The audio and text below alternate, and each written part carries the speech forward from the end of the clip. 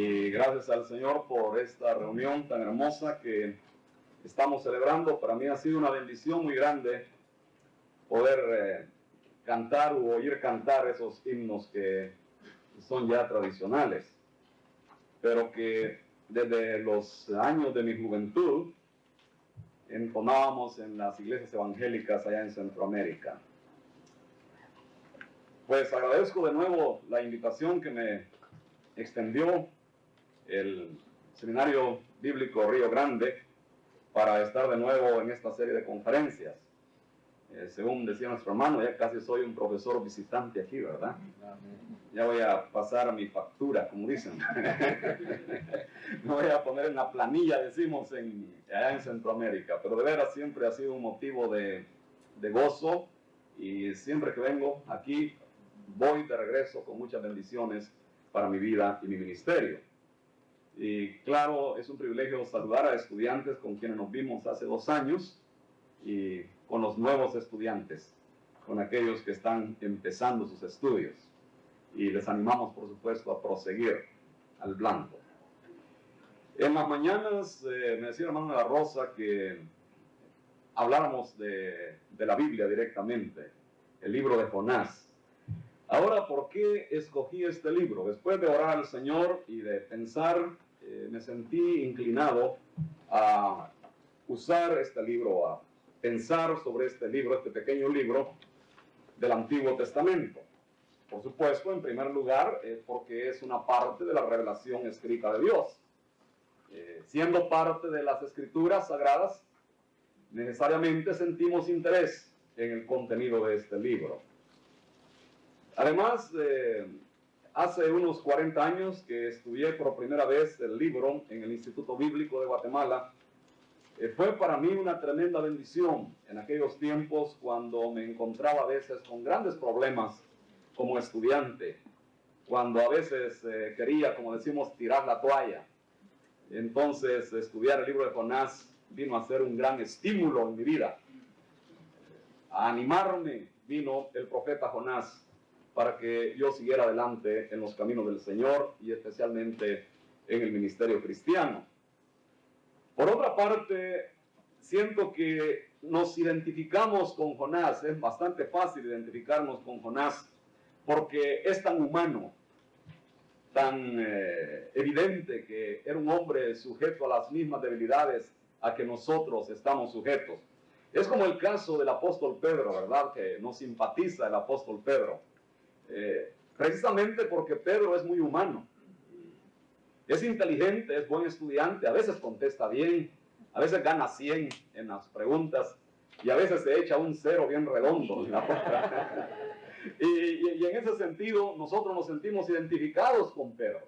Además, Pedro tuvo su fracaso, pues negó al maestro, pero no fue como Judas, que Judas lo que tuvo fue remordimiento, en tanto que el apóstol Pedro tuvo arrepentimiento. Y en esta forma tiene una gran lección para nosotros, seres humanos, en estas postrimerías del siglo XX. Cuando llegamos al libro de Jonás, la primera pregunta que surge, especialmente en una institución de estudios bíblicos, es si Jonás es histórico o no es histórico. Y podríamos gastar aquí toda la mañana discutiendo ese tema, pero no es mi propósito darle tanto tiempo a los tecnicismos en relación con Jonás o con el libro de Jonás, sino extraer las lecciones que puedan ser de bendición para nuestra vida. Sin embargo, tenemos que mencionar este tema de que si es histórico o no es histórico el libro de Jonás.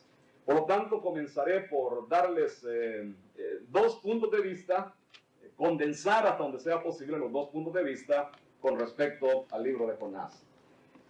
De antemano quiero decir que nosotros que estamos dedicados formalmente al estudio de la palabra de Dios, debemos ser conscientes de que en estos tiempos la gran mayoría de eruditos, de exégetas, de intérpretes de la Biblia, se inclinan a negar, digamos así, la historicidad del libro de Jonás. En realidad, en el mundo católico, en el mundo de la erudición católica, pues ya se da por sentado que el libro de Jonás no es historia. Tengo 12 versiones católicas en español Y todas las versiones modernas en realidad niegan la historicidad de este libro del Antiguo Testamento. En el mundo protestante también, por supuesto, hay esa duda y aún en el mundo evangélico empieza a haber cierta timidez con respecto al tema. Hay una tendencia a no comprometerse, a dejar el asunto en el aire ante la presión o sintiendo la presión de la erudición moderna. Por lo tanto, en esta mañana tengo esas dos columnas, una, la de la izquierda, que habla de los historicistas o de los no historicistas, y la otra de los historicistas.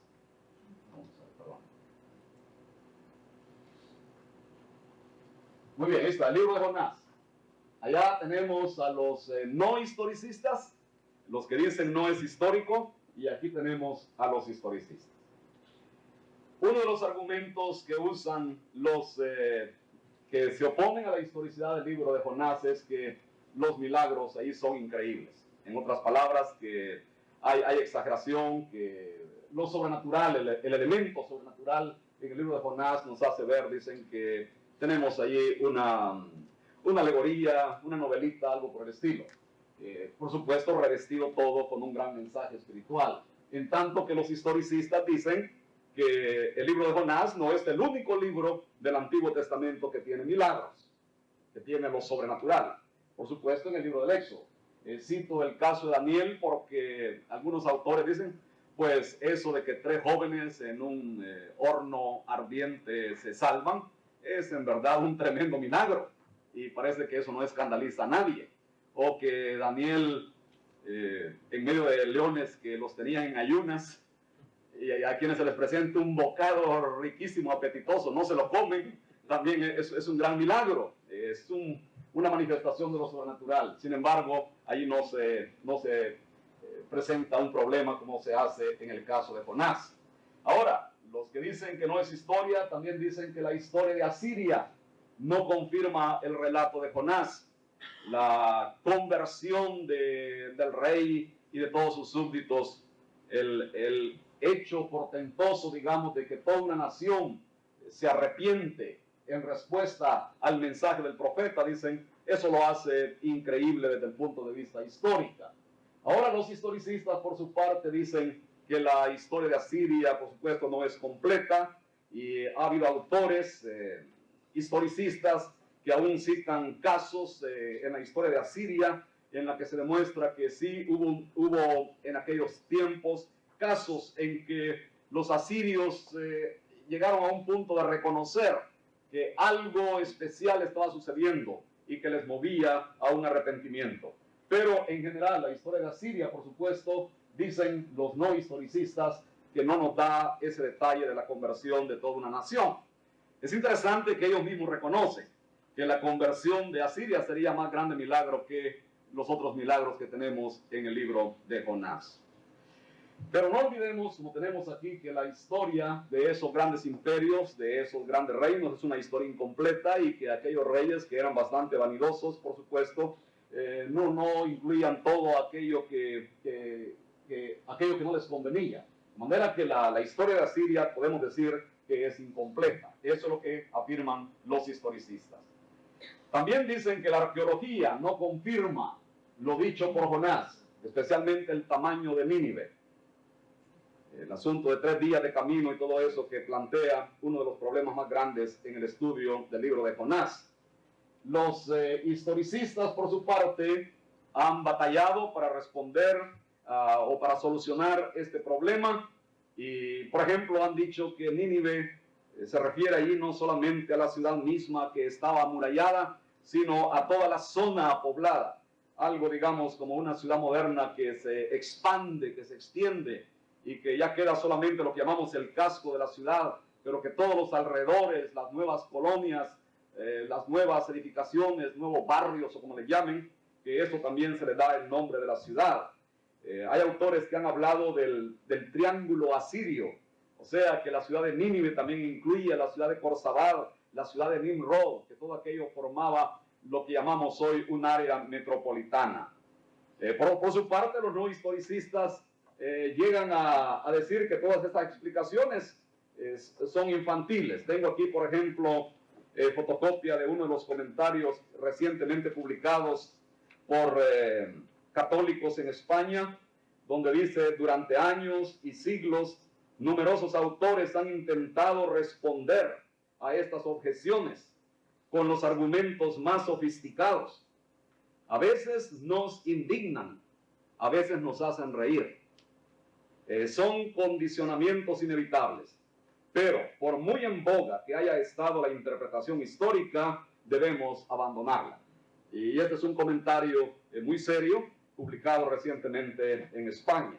Tal es la posición entonces de los no historicistas.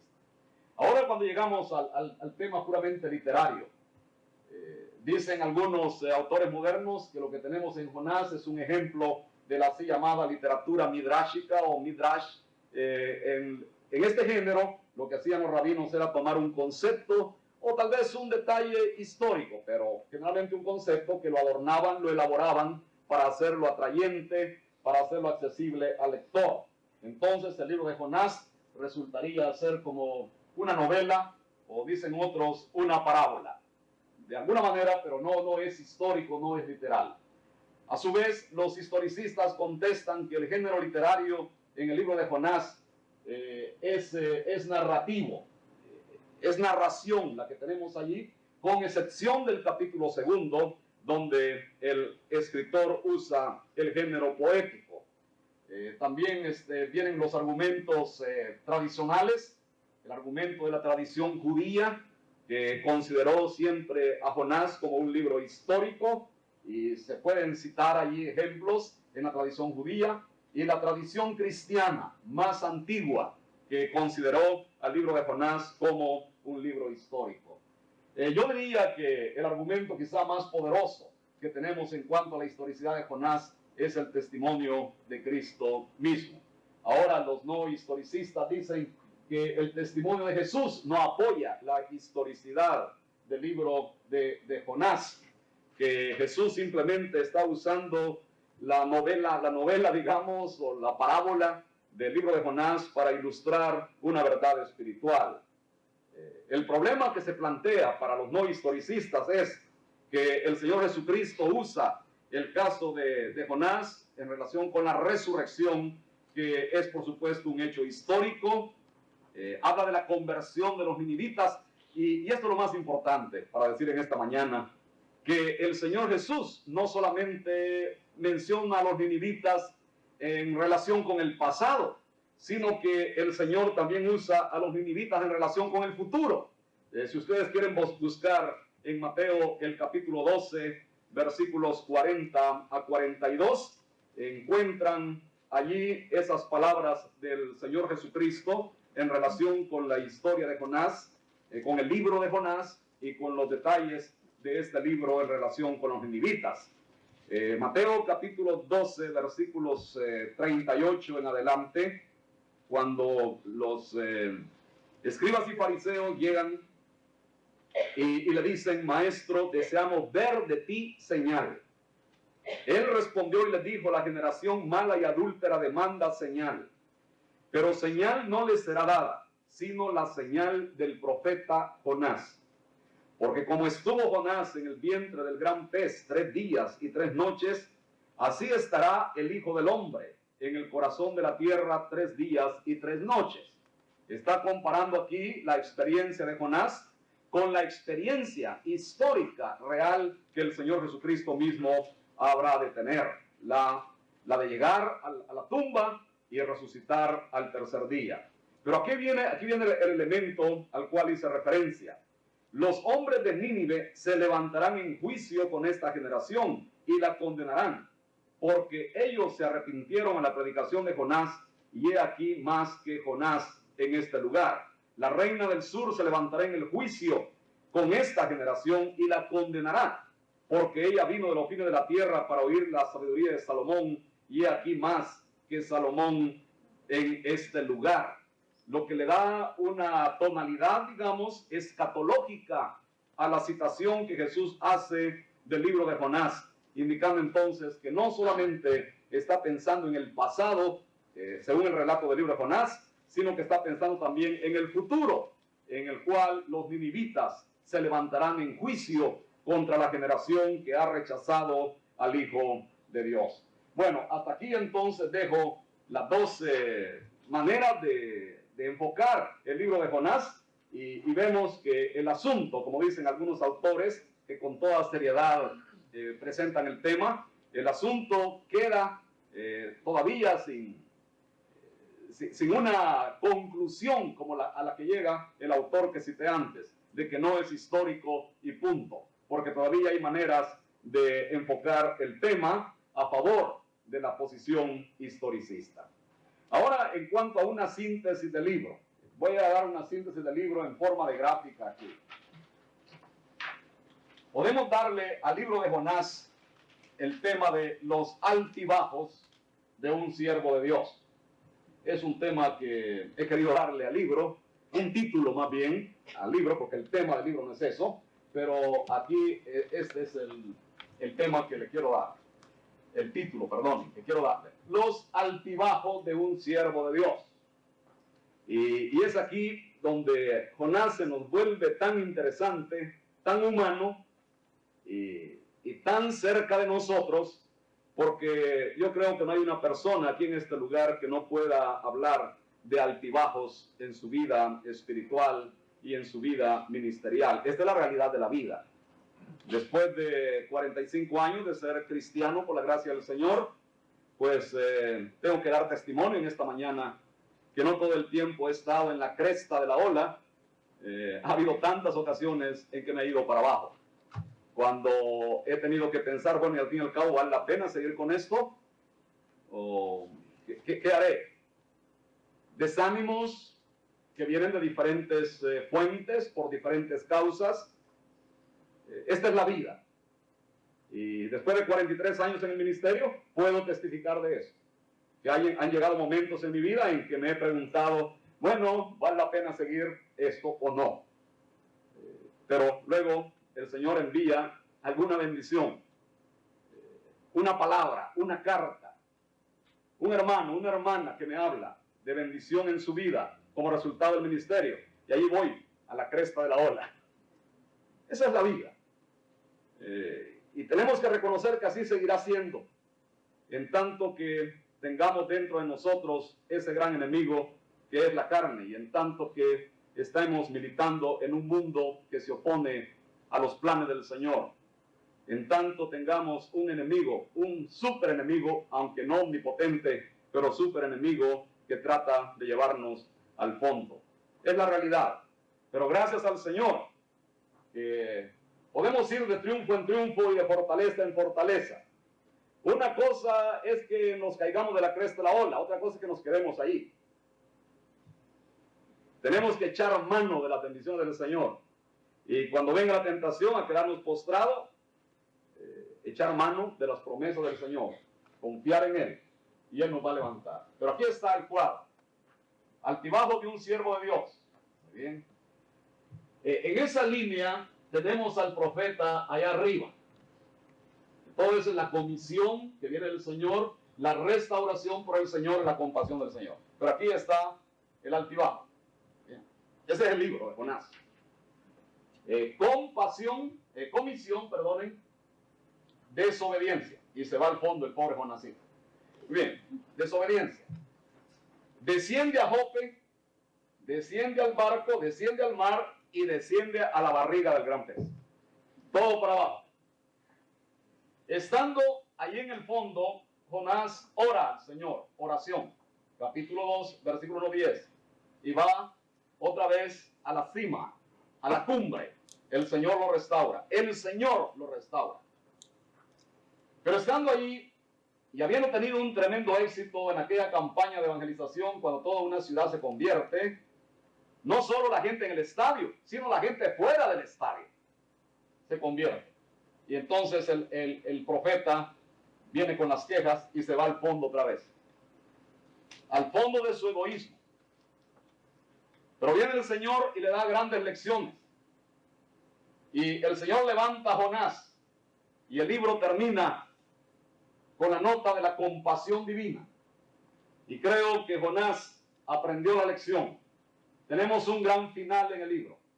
Pero hemos tenido estos grandes descensos también, estos grandes descensos, de los cuales el Señor es quien libera al profeta Jonás. Altibajos de un siervo de Dios.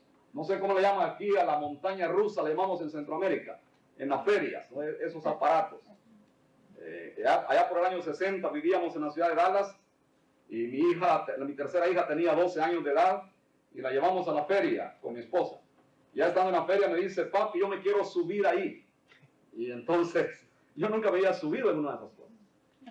Yo todavía era un hombre relativamente joven, yo tenía miedo, francamente. Y recuerdo que al fin me dice mi esposa, oye, súbete con la niña, no seas así, que complácela, que te vas con la niña. Bueno, me voy con la niña. Y subí, cuando viene aquello para abajo. Yo sentía todos mis órganos internos en la boca. Es terrible eso, ¿verdad? El descenso. Bueno, espiritualmente, francamente, eso de descender es triste. Mejor no descender. Pero como dije antes, a veces la tentación de las presiones nos hacen descender en el desánimo. Pero es mejor subir, no quedarse en el fondo. Y es lo que sucede con el profeta Jonás. Bueno, ahí tenemos la síntesis del libro. También sabemos, por supuesto, que el libro está dividido en dos secciones. Lo que podemos llamar las dos comisiones que recibe Jonás. La primera comisión está en el capítulo 1, versículo 1, al capítulo 2, versículo 10. La primera comisión que recibe el profeta Jonás. Y ahí es donde empieza lo que pudiéramos llamar aquí la exposición que queremos hacer sobre el libro de Jonás. La primera comisión. Y en la primera comisión vemos la identidad del profeta. La identidad del profeta. Ahora, ¿quién es este profeta Jonás? Tradicionalmente se ha interpretado que el profeta Jonás, del libro de Jonás, es el mismo que se menciona en Segundo Reyes, el capítulo 14 y versículo 25, donde se nos dice que Jonás es de Gat-Hefer, en la tribu de Zabulón. El nombre Jonás, lo sabemos muy bien, significa paloma o pichón. Es un nombre con un significado raro. Si fuéramos alegoristas en la interpretación, tendríamos que sacar alguna aplicación a eso del nombre paloma. Quizá la única aplicación sería que Jonás, cuando lo llamó el Señor, comenzó a volar en dirección contraria. Pero no vamos a caer en esas interpretaciones. La verdad que eso significa. Ahora, si Jonás, del libro de Jonás, es el mencionado en 2 Reyes 14:25, es entonces de la tribu de Zabulón, en la zona que después se llama Galilea, donde el Señor Jesucristo creció y donde comenzó su ministerio. Jonás entonces profetizaría en los días de Jeroboam II, en el siglo VIII antes de Cristo, allá por los años 786 a 746. Jonás sería entonces contemporáneo de Oseas y de Amós, y su ministerio lo desempeñaría en tiempos de gran prosperidad para Israel. Como todos sabemos, en el tiempo de Jeroboam II había abundancia material, había poderío en el reino del norte, pero también había decadencia moral y espiritual. Además de la identidad del profeta, tenemos al Dios del profeta. Hay dos personajes en el libro, en realidad, y los dos personajes son el Señor y Jonás. En este drama antiguo testamentario aparecen dos grandes actores, Jonás y el Señor, o el Señor y Jonás. Es interesante que, digamos, el diálogo más importante es el que se establece entre Jonás y el Señor. El Dios del profeta es Jehová, Yahweh, el Dios autoexistente, o sea, el Dios que existe en sí mismo, por sí mismo, no dependiendo de nada ni de nadie. Es el Dios autoexistente. La aceidad, como decimos en la clase de teología, en las clases de teología, la aceidad del Creador. Vemos en el libro de Jonás que el Dios del profeta es el Dios creador. El Dios creador de todas las cosas y el Dios soberano sobre todas las cosas. Es el Dios de los cielos, el que controla los cielos, la atmósfera, que puede traer una tempestad cuando Él quiera traerla, puede detenerla cuando Él quiera detenerla. Es el Dios de la naturaleza, Dios del viento, Dios que tiene poderío sobre el viento, sobre el pez, sobre la calabacera, sobre el gusano. Pero como el hombre ha sido creado a su imagen y tiene facultades intelectuales, también tiene sentimientos y tiene voluntad, el hombre es el que se le revela a Dios. Obedece el viento, obedece el mar, obedece la calabacera, obedece el gusano, no obedece el hombre. Es el profeta desobediente. Es el Dios de Israel, aunque aquí en el libro de Jonás el tema de Israel no es prominente como en otros profetas. Interesante para nosotros desde el punto de vista misionológico. El libro de Jonás nos enseña que Dios, el Dios del profeta, es el Dios de todas las naciones o que está sobre todas las naciones. Es el Dios de justicia también porque dice, ha subido su maldad delante de mí. Es el Dios santo, el Dios justo, pero también es el Dios compasivo, el Dios de misericordia. Y este Dios, que es el Dios verdadero, se autocomunica, como dice este libro tan conocido del doctor Schaeffer, Francis Schaeffer, es el Dios que ahí está y no está callado. Muy bien, tenemos aquí entonces ya una descripción somera de lo que es el Dios del profeta. Ahí viene el mandato al profeta en el capítulo 1, versículo 2. 3 verbos: levántate y ve a Nínive, a aquella gran ciudad, y pregona contra ella, porque ha subido su maldad delante de mí. Tenemos una triple orden en cierto modo. Levántate, no te quedes postrado, y ve, anda, pregona, grita. No vayas a tener una conversación con los ninivitas. Cuando yo era un estudiante del primer año en el bíblico centroamericano, pues llegué de 21 años con la grande idea de ser un evangelista. Y claro, yo concebía la predicación como un grito desaforado. Y el primer profesor de homilética nos dijo: calma, hermanos, para predicar ustedes tienen que conversar. Bueno, dije yo, eso está muy raro. Y tenían en el instituto un culto de estudiantes los miércoles en la noche. Y los que organizaban el culto eran los de tercer año. Era un programa de 3 años. Entonces los de tercer año ponían a predicar a los de primer año para reírse de ellos. Y ponían a dirigir a una señorita de primer año para reírse de ella. Entonces empezamos el año escolar en mayo. Y ahí por agosto me tocaba a mí predicar. Entonces yo empecé a orar duro y afligido. Nunca había predicado en mi vida y tenía que predicar ante aquellos leones. Entonces lo que hice, bueno, vamos a predicar. De alguna manera, con la ayuda del Señor, en nombre de Jehová de los ejércitos, yo voy a predicar. Nunca olvido que yo tomé el Evangelio de Juan, capítulo 9. El relato del ciego de nacimiento que fue sanado por el Señor Jesús. Yo dije, aquí hay progreso en el conocimiento que tiene este ciego del Señor Jesús. Porque primero dice, primer punto, el hombre que se llama Jesús. Y después llega a percibir a Jesús como profeta. Me parece que es profeta. Y el punto culminante, que cae postrado porque se le revela como el Hijo de Dios. Para mí aquello estaba tremendo. Y yo usé aquel pasaje en Proverbios, que la senda del justo es como la luz de la aurora que va en aumento hasta que el día es perfecto. Y yo me emocioné. Al día siguiente me llama el profesor de homilética a su oficina. Y me dice: hermano Núñez, era un hermano misionero muy espiritual, era un gran hombre de Dios. Me dice: hermano Núñez, el mensaje suyo, pues, tenía muchas palabras en primer lugar. Y usted alzó mucho la voz. Usted tenía que conversar un poco ahí con los estudiantes. Yo salí cabizbajo, triste, compungido, adolorido. Pero ese es el concepto que nos dejaron. Pero yo tenía una emoción rara, ¿no? Y Y yo quería predicar la palabra del Señor. Yo quería comunicar el evangelio. Y que fuera a dar una platiquita al púlpito. No. Entonces me fui a unos campos. Nadie quería ir a una iglesita pequeña por ahí. Yo dije, yo me apunto, yo voy a ir a esa iglesia. Y solo asistían 10 personas. Por ahí daba yo una gritada del siglo. Allí no estaba el profesor de homilética. Bueno, a Jonás el Señor lo manda a pregonar.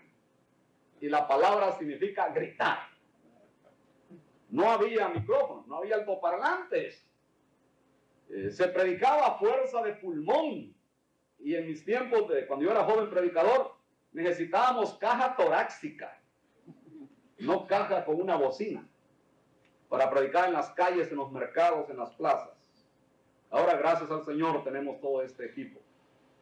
Pregona, ve a Nínive, allá a la orilla oriental del Tigris, ciudad antiquísima. Sennacherib la había escogido, la escoge como residencia en el siglo VIII. Y empezó a tener importancia política, poder político, influencia allá en el Medio Oriente. Los profetas Nahum y Sofonías profetizaron la ruina de Nínive. El año 612 a.C. sucumbe Nínive, se derrumba bajo los medos y babilonios. Este es el mandato, la orden del al profeta. Y las órdenes del Señor no se discuten, se cumplen. El Señor no le da al profeta, no le hace una proposición, no le hace una moción, no le hace una sugerencia. Le da un mandato: levántate, ve y grita el mensaje que yo te daré a la ciudad de Nínive. Ahora viene la desobediencia del profeta. Bueno, hubo una obediencia parcial, ustedes saben. Levántate. Y Jonasito se levantó. Se levantó. El problema es que cuando se levanta, se va en la dirección contraria. Se levanta para huir de la presencia de Jehová. Literalmente, para huir del rostro de Jehová. Y se va a Tarsis, Tartesos, en España. Desciende a Jope, como ya he dicho, desciende. Comienza el descenso. La desobediencia al Señor es el camino del descenso. Y una vez que comenzamos a descender, es muy difícil dejar de descender. Tengamos cuidado. Cuando el Señor nos manda, cuando el Señor pone en nuestro corazón una carga, tenemos que obedecer. Porque cuando empezamos a desobedecer, el camino es pendiente, va hacia abajo y es resbaloso. Y muchos han fracasado de manera tremenda. Yo me he preguntado por qué desobedeció Jonás. ¿Por qué no fue a Nínive? Es bueno comentar eso. Primera pregunta, ¿no tenía dinero? Sí tenía dinero. Tenía, como se dice en el mundo misionero, tenía su support. Parece que había recogido dinero ahí en Israel. ¿Cómo sabemos que tenía dinero? Porque pagó el pasaje. Sacó su chequera y pagó el pasaje. Estoy dando una ilustración de lo que hacemos con la Biblia hoy día. No había chequera, sabemos que no había chequera. Tenía dinero, pagó el pasaje. ¿Sería que la esposa de Jonás no quería ir? No sabemos si tenía esposo o no. ¿Tendría miedo de los ninivitas? Yo creo que no. ¿Creía no tener el don para predicar? Tampoco. Era un buen predicador Jonás. ¿Creería que había más necesidad en su propia nación que en el extranjero? Era una racionalización fácil. Hay mucho que hacer en Israel. Hay muchas almas descarriadas en mi propia nación. ¿Por qué ir a predicarle a los paganos cuando yo tengo un ministerio aquí entre los míos? En todo lugar hay necesidad. Cuando uno viaja un poco se da cuenta que en todo lugar hay necesidad. Pero Jehová lo había enviado a Nínive. Interesante. Uno de los problemas para un estudiante, ya sea de primero o cuarto año, especialmente de cuarto año, es ¿a dónde voy? ¿Cuál sería la razón de Jonás para no obedecer? ¿Sería un exclusivismo teológico? ¿Dios es solo para nosotros y no para los paganos? ¿Sería el nacionalismo? Creo que podía haber algo o mucho de eso. El nacionalismo es ya un amor exagerado, no bíblico, hacia nuestro país. La Biblia no se opone al nacionalismo. Reconoce que somos ciudadanos de dos mundos, de dos patrias. Y nos exhorta el Nuevo Testamento a ser obedientes a las autoridades superiores, a cumplir con nuestros deberes cívicos. Y tenemos que involucrarnos más y más en todo esfuerzo que busque el bienestar de nuestro país, de nuestro pueblo. El Evangelio tiene la capacidad de integrar los valores culturales de una región. El Evangelio tiene la capacidad de integrarse con estos valores sin perder su identidad. O sea que el Evangelio no está contra la cultura, hablando así en términos generales. El Evangelio puede inculturarse, si hay tal palabra, fortaleciendo, quisiera decir, santificando aquellos valores culturales que son válidos desde el punto de vista de la palabra de Dios. Porque en toda cultura hay valores. No olvidemos que todos los seres humanos llevamos la imagen de Dios. No olvidemos que hay una ley moral universal. No olvidemos que hay una influencia cristiana hoy día alrededor del mundo. De manera que hay valores en toda cultura, pero también hay antivalores. Y el Evangelio no viene sencillamente a barrer con toda la cultura. El Evangelio viene a crear, digamos, en cierto modo, una nueva cultura que influye para bien en la cultura en la cual está actuando. Y así podemos hablar de una iglesia española, norteamericana, latinoamericana. La Biblia entonces le da un equilibrio al nacionalismo, haciendo sonar la nota de universalidad. Mi pueblo, pero también la humanidad. Mi país, pero también el mundo. Mi iglesia local, pero también la iglesia universal. Esto me parece que es cristiano. Y tenemos así entonces el equilibrio para un nacionalismo desorbitado, abíblico o antibíblico, que empieza a levantar bandera contra otros, olvidando la gran verdad del cuerpo de Cristo. A veces llegamos al extremo de rechazar a hermanos de determinada nacionalidad. Ese es el nacionalismo que llamo desorbitado y antibíblico. Pero ¿cuál es la razón que el libro de Jonás nos da para que este profeta no tuviera entusiasmo por ir a predicar a Nínive? Capítulo 4 de Jonás. Pero Jonás se apesadumbró en extremo y se enojó. Es una característica de este profeta. Es bravo. Y oró a Jehová y dijo: ahora, oh Jehová, aquí está en una grande contienda con Dios. ¿No es esto lo que yo decía estando aún en mi tierra?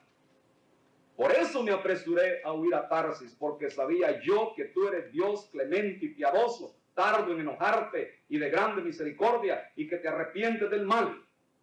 Ahora pues, oh Jehová, te ruego que me quites la vida, porque mejor me es la muerte que la vida. Conocía que el Señor es clemente y misericordioso, pero el profeta estaba muy celoso de su prestigio como tal. Sabía que Dios podía tener misericordia de Nínive y que la profecía de destrucción no se cumpliría. Orgullo de profeta, orgullo de predicador. Por supuesto, Jonás en cierto modo tenía razón, porque el auténtico profeta se demostraba cuando su mensaje, su profecía se cumplía. Y aquí tenemos que la profecía de Jonás no se cumple. Y era lo que Jonás temía. Entonces, Jonás nos explica, nos revela algo del fondo de su alma, diciéndonos: yo sabía que tú eres Dios de misericordia. Muy bien, entonces el mensaje del libro es que Dios no es solamente Dios de los judíos, sino también Dios de los paganos. A lo dicho tenemos que agregar una razón de tipo político. Jonás, por supuesto, veía que el imperio asirio iba creciendo, iba fortaleciéndose y que el imperio asirio iba a invadir, incluyendo a la tierra de Israel. Y claro, Jonás, como un buen patriota y celoso por la gloria de Dios, no quería el bien para aquella nación. Y así se constituye en el profeta desobediente. Y esta es la gran lección, una gran lección que tenemos nosotros aquí en esta mañana, que también podemos ser desobedientes. Teniendo el conocimiento del Señor, teniendo el llamamiento de Dios, todavía podemos ser desobedientes. Entonces viene el tratamiento que Dios le da a Jonás. La disciplina divina. El último punto que vamos a ver en esta mañana que vamos a desarrollar. La disciplina divina para el profeta. Dios ama a Jonás a pesar de los pesares. Hemos visto a Jonás comisionado por Jehová y rebelándose contra Dios. Ha comprado su boleto y ha abordado la nave que lo llevará a Tarsis, al extremo occidental del mar Mediterráneo. Muy bien, Jonás va a Jope en rebeldía. Siglos después el apóstol Pedro irá a Jope en obediencia para abrir la puerta del evangelio al mundo gentil. Jonás va a Jope porque no quiere que los gentiles se conviertan, prácticamente. Ahora, ¿cuál será el próximo movimiento del Señor? ¿Dejará que el profeta rebelde se salga con la suya, que vaya muy a gusto, siguiendo su propio capricho? Dios, por supuesto, permite que hagamos ciertas cosas siguiendo los dictados de nuestra voluntad. No sé si cuántos de ustedes han volado lo que llamamos barriletes. Cuando yo era un chico, pues yo volaba barrilete y tenía un buen rollo de cuerda. Especialmente en el mes de octubre en Centroamérica hay vientos y le dábamos cuerda. Y me decía mi hermano, dale más cuerda al barrilete. Y le dábamos más y más. Entonces me decía, el viento está arreciando, dale un jalón. Dicho en centroamericano, dale un jalón. Le dábamos cuerda y le dábamos un tirón. Yo estaba enseñando una clase dominical hace unos 2 años, clase dominical para hombres, para adultos, y estábamos hablando de la soberanía de Dios en la vida del creyente. Y aquello se puso muy complicado, muy teológico. Y ahí teníamos hombres proletarios, hombres que no eran graduados de institutos bíblicos, y me dice un hermano, yo todavía no entiendo lo que usted está explicando. Bueno, dije, gracias a Dios por la sinceridad de este hombre. Si todos los creyentes nos pudieran decir en las iglesias, mire, no entiendo lo que está explicando, nuestra predicación mejoraría en gran manera. Y le dije, óigame, le voy a dar la ilustración del barrilete. Que Dios nos da cuerda. Y nos da cuerda. Y nosotros vamos felices, volando ahí, siguiendo los dictados de nuestra voluntad. Pero en el momento que Dios determina, nos da el jalón. Y me dice el hermano, ahora sí entiendo. Gracias al Señor, que entendió al fin el asunto de la soberanía de Dios. Nos da cuerda. Y sentimos que estamos libres, soberanos e independientes para gobernar nuestra vida. Pero el Señor tiene su momento para traernos a cuentas con Él. Dios ha llamado a Jonás al ministerio profético y le ha enviado a Nínive. Dios no soltará a Jonás. Dios va a seguir y a perseguir a Jonás. Dios le saldrá al paso al profeta. Ahora, si Dios te ha llamado a ti al ministerio sagrado del Evangelio, tampoco te va a soltar jamás. Si Él ha determinado utilizarte en la propagación de su Evangelio, tampoco te va a soltar. Tú puedes huir de Dios, pero Él te seguirá y te perseguirá. Te saldrá el paso en cada curva del camino, el Señor estará allí preguntándote acerca de tu vida. Si has sentido sobre tu hombro, digámoslo así, la mano del Señor empujándote a servir en su obra, puedes estar seguro que esa mano no se apartará de ahí. No te dejará tranquilo si eres llamado en verdad.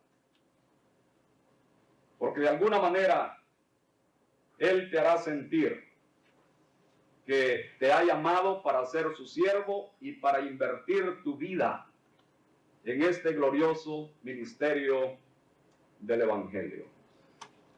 Dios ama a su siervo y Dios te ama a ti y está presto a disciplinarte y a disciplinarme. No nos va a abandonar en ese estado de rebeldía y va a alcanzar al profeta aún en medio del mar. Hace algunos años yo prediqué en nuestra institución, era el Instituto Bíblico. Prediqué en la capilla y yo dije a los jóvenes estudiantes y a las señoritas estudiantes, oigan, esto del llamamiento al ministerio del Señor, yo lo siento, les dije en mi vida, como si yo fuera un vagón de ferrocarril que solo puede andar cuando esté en los rieles.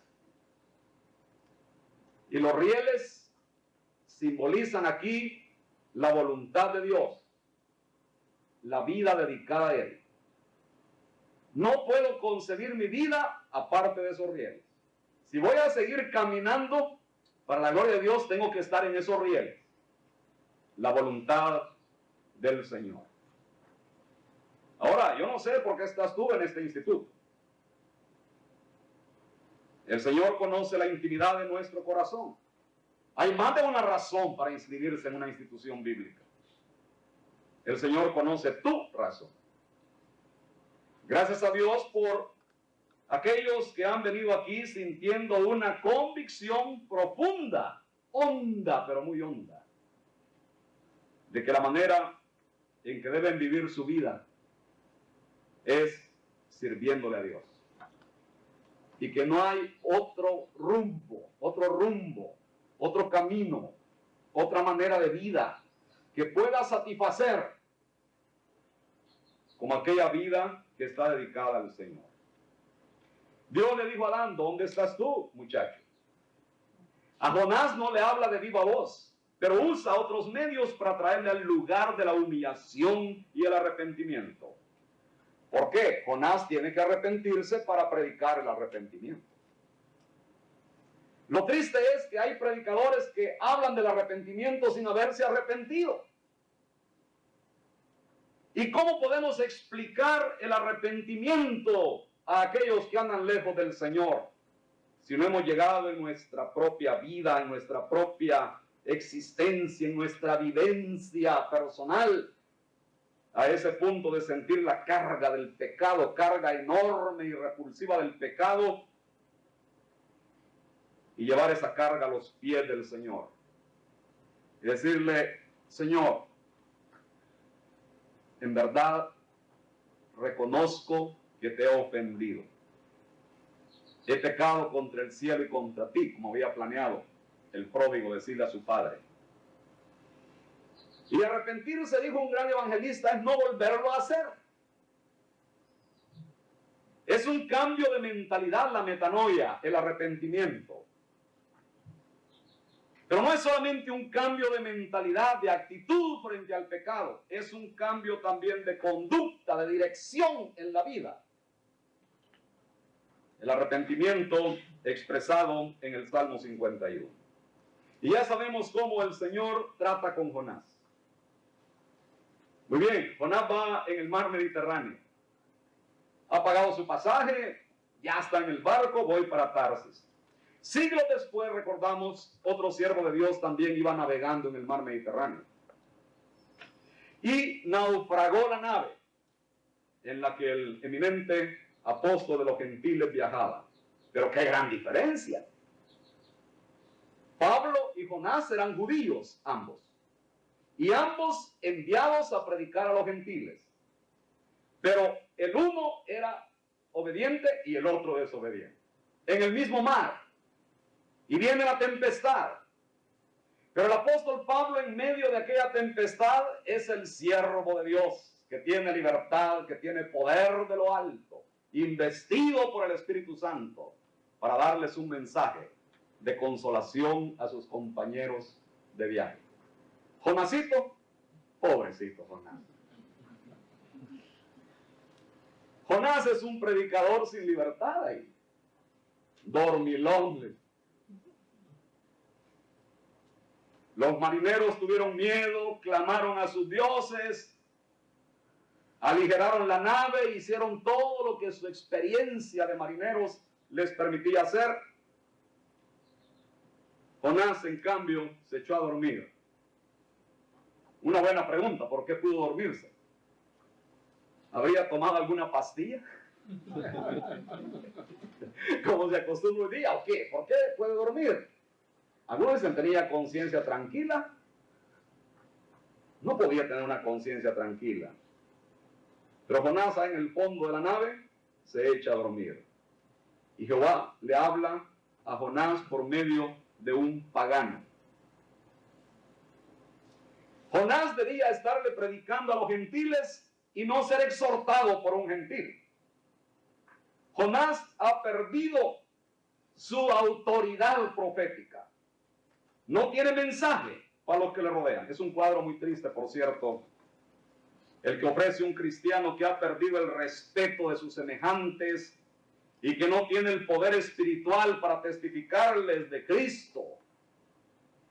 Ustedes habrán conocido algunos casos o algún caso de un hombre, de una mujer que han testificado del Evangelio, quizá con mucha elocuencia, con mucha libertad del Espíritu, que llegan a ser conocidos y reconocidos como predicadores del Evangelio de Cristo, pero que desdichadamente caen en la tentación, pierden su testimonio, pierden el respeto de la comunidad cristiana y aún de la comunidad no cristiana. Es lo que pasó con nuestro amigo Jonás. La reacción de Jonás a esta reprensión es negativa. Jonás parece haberse endurecido contra Dios. Y a través del libro vemos como que Jonás tiene el complejo de suicidio, ¿verdad? Quiere morirse. No olviden al siervo Elías, que también quería morirse cuando supo que Jezabel lo quería matar. Y un predicador, expresando el machismo latinoamericano, dijo una vez: lo peor, dice, es que Jonás tenía miedo de una mujer. Ahora vienen las suertes. Jehová hace que la suerte caiga en Jonás. El libro de Proverbios dice que la suerte se eche en el regazo, mas de Jehová es la decisión de ella. Es otro mensaje directo para el profeta desobediente, pero no parece conmoverse. Jehová le habla a Jonás por medio del interrogatorio de los marineros. Hay dos interrogatorios allí en ese capítulo primero del libro. Pero Jonás está dispuesto a morir. Le habla por medio de la oración de los marineros que están orando a sus dioses. Sin embargo, estos marineros no quiere decir que se han convertido a la religión de Israel, pero sí en esos momentos muestran el temor al Dios de Jonás. Oran a Jehová aquellos marineros y ofrecieron sacrificio, hicieron votos. Qué hermoso culto de oración celebrado por un grupo de gentiles. Ellos claman a Dios, no lo hace Jonás. Sigue determinado a morir. Prefiere ir a lo profundo del mar y no a Nínive. Es un profeta caprichoso. Pero Jehová salva a Jonás de morir en el mar, porque Jehová ama al profeta y Jehová todavía tiene un plan para la ciudad de Nínive. A pesar de la desobediencia del profeta, de la dureza del profeta, Dios todavía quiere realizar su plan.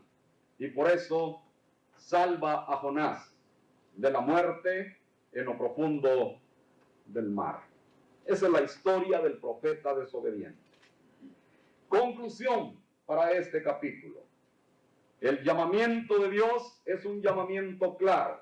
La comisión es clarísima y es terminante. El profeta por una u otra causa desobedece al Señor, es posible que un profeta de Dios caiga en desobediencia.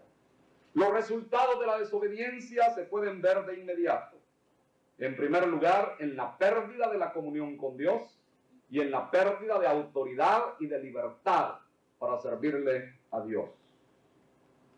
Vemos también la misericordia divina, cuidando todavía de ese profeta desobediente, no abandonándolo, no dejándolo a merced de las fuerzas naturales, sino haciendo la provisión para que el profeta siga viviendo. Y cuando pensamos en nuestra propia vida, especialmente los que ya tenemos alguna larga trayectoria en el ministerio del Evangelio, no podemos menos que reconocer que el Señor es bueno y que para siempre es su misericordia y que Él nos sigue y nos persigue porque Él nos ama y porque Él tiene un propósito para nuestra vida. Quiere el Señor que en esta mañana no hay aquí ninguno que esté en esa situación de Jonás. Y quiere el Señor que no haya aquí ninguno que esté en la hondonada. Y si vino a esta reunión sintiéndose deprimido o deprimida, no olvide que está la provisión divina para subir, para levantarse al plano de la comunión con Dios, que es el plano de la victoria, del triunfo espiritual y moral. Oremos, por favor. Señor, te damos gracias en esta mañana por este capítulo tan lleno de lecciones para nuestra vida espiritual. Te damos gracias, Señor, porque en nuestra debilidad tu potencia se perfecciona. Porque todo lo podemos en Cristo que nos fortalece. Y porque no nos has llamado a derrota, sino a victoria. Y porque tú has hecho las provisiones necesarias para que nuestra vida se desarrolle, no en la profundidad del fracaso, sino en las alturas de la comunión contigo. Tú quieres, Señor, poner nuestros pies sobre las alturas, como dice el profeta Habacuc. Ayúdanos, Señor, anímanos en estos días cuando tanto se necesita siervos y siervas fieles, que tengan libertad de tu espíritu, que tengan ese optimismo que no es humano, sino que viene de ti, para proclamar tu evangelio a un mundo que va a destrucción. Te pedimos, Señor, que nos sigas bendiciendo al acercarnos a este libro.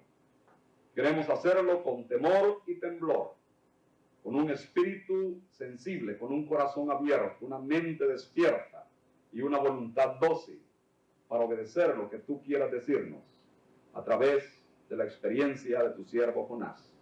En el nombre precioso de nuestro Señor y Salvador Jesucristo oramos. Amén.